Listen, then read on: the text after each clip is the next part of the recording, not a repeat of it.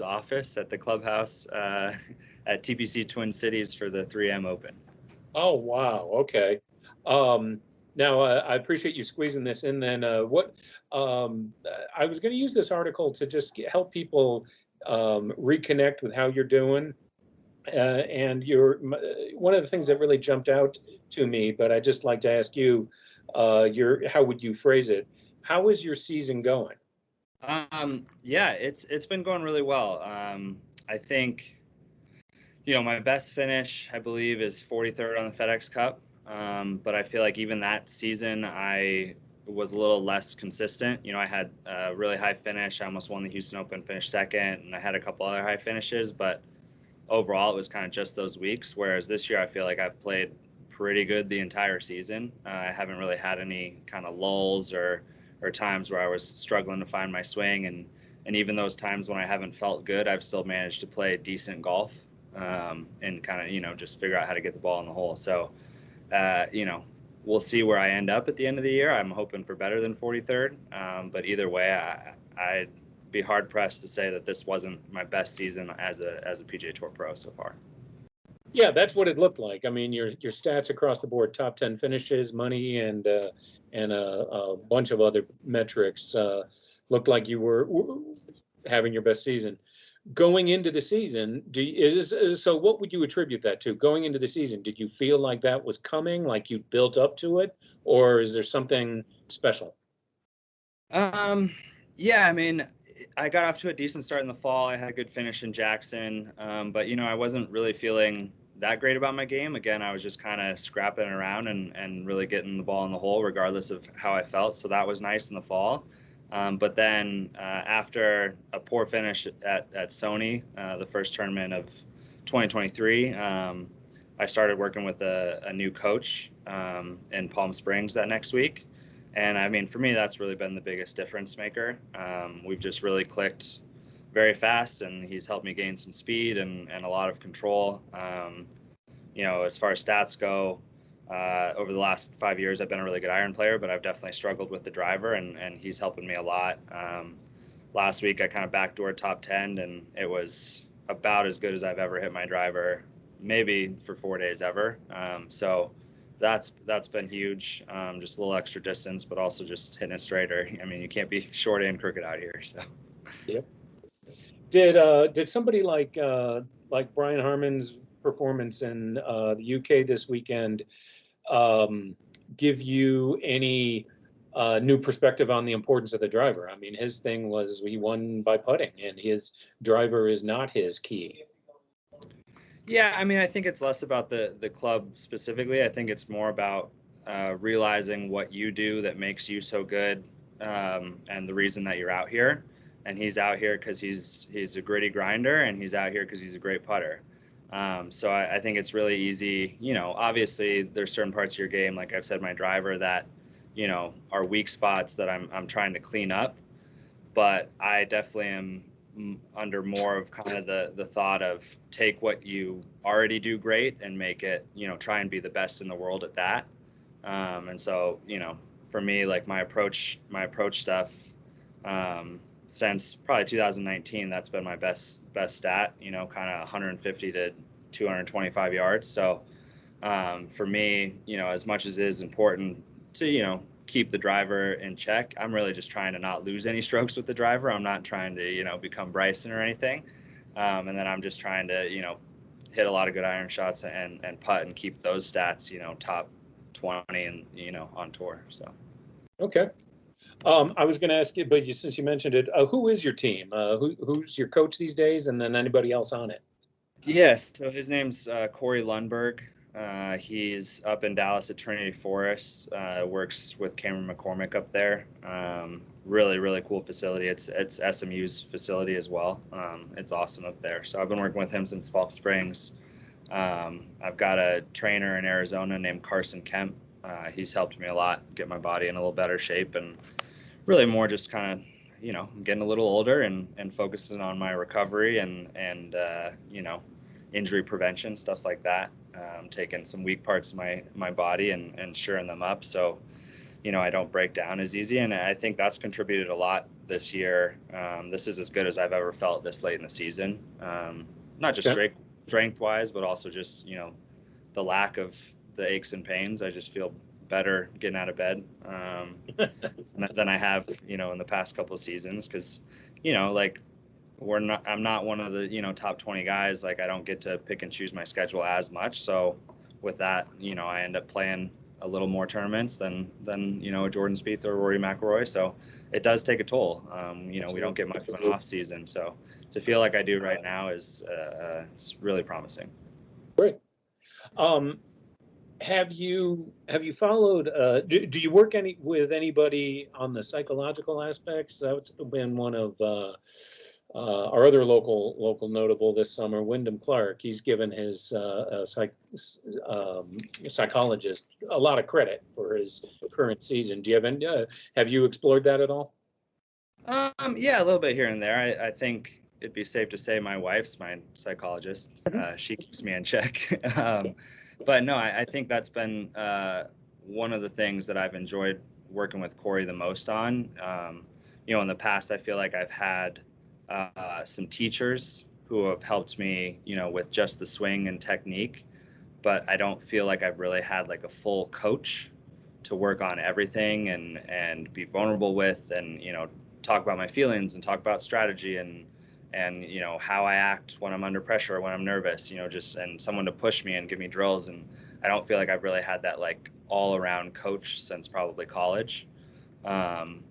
With a guy that I was pretty close with, who was our assistant coach. So that's been, as much as he has helped me with my swing and stuff, like that's been the biggest difference maker, is just feeling like I can talk about the mental side. I can do everything with him.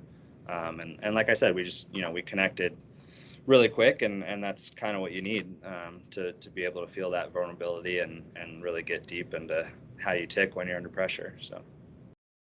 Going into a season, do you typically give yourself goals? I mean, and how are you pacing on them if you do? Yeah, I mean, we definitely established some goals. I tend to not play my best golf when I have performance goals. I tend to play my best golf when I'm, trying to get better and work on things and just worry about being as good of a golfer as I can be. But when I start to get result oriented, I like to say I become a puppet to those results, and my mentals and emotional state usually suffer. So for me, it's more goals like, we'll look at my par 5 scoring and see where it's at last year, or, even this last quarter, and kind of make a goal that way. Okay, we got to get it down to this. So it's more like those kind of goals than really like, oh, I want to win twice this year and, finish this on the FedEx Cup. It's more like, kind of in the moment achievable goals, like I want my strokes gained putting to be this, so those kind of things. So yeah, yes and no. Okay. Like, what helped you become a pro, around here? Good, parents, a good coach, the whole environment? What would you say it was? Yeah, I think no one really groomed me to be a pro. I think everybody who was involved in my life in Colorado really just helped me learn to love the game of golf, and also did a really good job of allowing me to play other sports and just be an athlete. And I think that's something that helps me a lot out here. I see guys out here who are incredible talents, but they'll get into some lies and situations, and I see them trying to navigate, and you can tell that they've only played golf their whole life, where I feel, me being a basketball player or skier growing up, like I just kind of know how to move my body more than I do know how to swing a golf club. So I definitely feel like that's helped a lot. But yeah, I mean, all the guys at Rolling Hills Country Club growing up, Jeff Seltz and Chris Parisi, they just helped me, love the game. And my high school coach, Beth Folsom, and all the people at CA, were just awesome, and they never put any pressure on me to be a pro golfer or train me. They just wanted me to try and get better but love the game, and they also allowed me to go ski and play basketball and be an idiot kid. So those guys, and obviously my parents for introducing me and playing with me at Pinehurst Country Club and Rolling Hills all those years, for sure. Okay.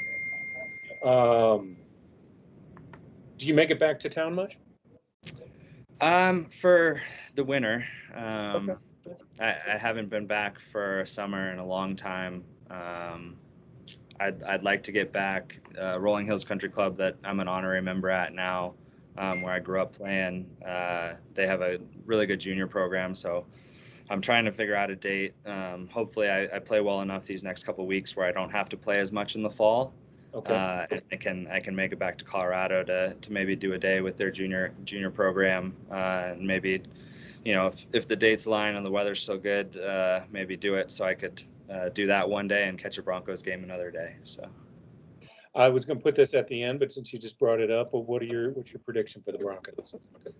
yeah, man, I feel good. As bad as last year was, and it was bad. If you look, like, we weren't that far off from winning 6-7 more games if we just scored a couple more points. So as ugly as it was, if we score one more touchdown, it's a completely different season. So I think we had a really, really good offseason, with coaching changes and the players we picked up, and I think Russ will be better in a different system, and I think everyone's just going to be a lot more on the same page. So it's tough. Our division's really, really good. That's always going to be, for the foreseeable future, a challenge. But even with that, there's no reason we can't, get a wild card spot and make it deep into the playoffs. Yeah, I mean, I don't think our schedule's that overly challenging, especially out of conference. I don't think the Bills are going to be as good as they typically are. Like, I could see us stealing one of those. I'm trying to go to the Dolphins home opener in week 3, and I think we could steal that one as a road game. So I was looking at the schedule. I'm hopeful. I'm always hopeful, but I am hopeful. So. Good. All right. Next season, BMW showing up here in town. Is that something you're guaranteed to be at, or is that something you have to work to qualify? No, that's something you definitely have to earn. It's just all based on the current years. So I think, I mean, even if I were to make it, to East Lake this year and finish in that top 30, which, gets you, multiple year exemption on tour and gets you into the Masters and the Tournament of Champions in Hawaii, I think even with that, you still would have to qualify the following season. Okay. So if obviously there's lots of stuff up in the air in terms of eligibility and the state of the tour right now. But it's looking like that's the second round of the playoffs, I believe. So you'd have to be top 50 next year through the first round of the playoffs in order to be there. So nothing I can really do about it now, but obviously the higher you finish this year, the better events you get into next year, the easier it is to get into that top 50. So it all matters. How are you doing with all of the live PGA stuff? And is that affecting, do you think about it much? Is it affecting you much? Are you just dealing with your game and letting it happen and let you know when it's all over? Yeah, absolutely. That side of it, none of us really had any say in it. And I think in years past, maybe you could attribute this to me being a dad or having a new coach or whatever, but I really have been proud of myself this season because there's been a lot of noise and I've been just really focused on what I'm doing, and I think in years past I would have let kind of the hypocrisy of it all and us being kept in the dark and all that kind of stuff really get to me. I've never been great with that kind of stuff. Always had a little chip on my shoulder for authority, especially when I feel like the respect isn't mutual. So I think in years past I would have really had a tough time with it. And I've just done a great job of, putting my head in the sand and realizing, look, there's nothing I can really do about it. So why worry about it? Just go out and play as good a golf. And at the end of the day, if I do keep playing like I'm playing, and I get into those elevated events next year, I mean, that's a life changer. So as much as I, don't necessarily agree with all the stuff that's gone on and how it's gone on, if I keep playing good golf, it could definitely positively affect my life. Okay. All right. And you mentioned being a dad. I was just going to ask, what's your wife's name and where are you at with your kids? How many and names? Yeah, my wife's Megan. We met in college at San Jose State. She swam there. And we have two daughters now, Harlow, who's almost 2.5, and then a 7-month-old girl named Sadie. Congratulations. Thank you. That's a handful. It is, yeah. They're, I think they're 21 months apart, and it's a lot. But I feel like the last month and a half, we've kind of taken a little exhale and been like, okay, we got this. Like, we're in a good rhythm. We're traveling better with them. I mean, it's tough, but they're starting to, interact a little more, which is nice. The older one can be helpful at some points, and as opposed to just having to plop the younger one down and run after the older one. So I feel like we're starting to get our groove. All right. That's a good time. So flipping off your caddy, what's up with that? Was it? Yeah, no, it was completely in good fun. I think the social media world and the announcers and stuff didn't have any context and kind of ran away with it. But yeah, it was. I was in between caddies, and so my agent actually caddied for me that week. Just kind of a one-off. He's from that area, and we're buddies, and he used to caddy back in the day, but it's been a while, and so it's like anything, it takes some time, and we missed a few numbers that week. I caught most of them, but didn't catch that one, which is why I was in the bunker short of the green, and I wasn't happy to be there, but I wasn't actually mad at him, and so when I made it, it was more of a celebratory flip off and a joke between two friends than me actually being mad at all. And so now heading through the rest of the season, what do you hope to accomplish now that you've sort of got off to your best start yet? What are your hopes for the end of the season? Yeah, I mean, you always want to make it to East Lake because that opens a whole nother world to you. But I think this year, making it to Chicago, the second round of the playoffs, is a major thing with the elevated events next year. Gets you into a completely different tax bracket for sure, and definitely a different eligibility and status out here. So these next 2 weeks, I want to play good golf. Obviously, you're out here every week trying to win, and I think my game's in pretty good shape. But Memphis is going to be the big one. The points are tripled there, so it's so skewed. So as much as I want to have a little bit of cushion going into those playoffs inside that top 50, I mean, you got to play well at Memphis. It's just the points are too much. So that's really going to be kind of like a major for me this year. And I've had success in my early career there, but haven't in a while. So I'm excited to get a crack at it. With the pressure on and the stakes really high. Okay. Well, Mark, I really appreciate this.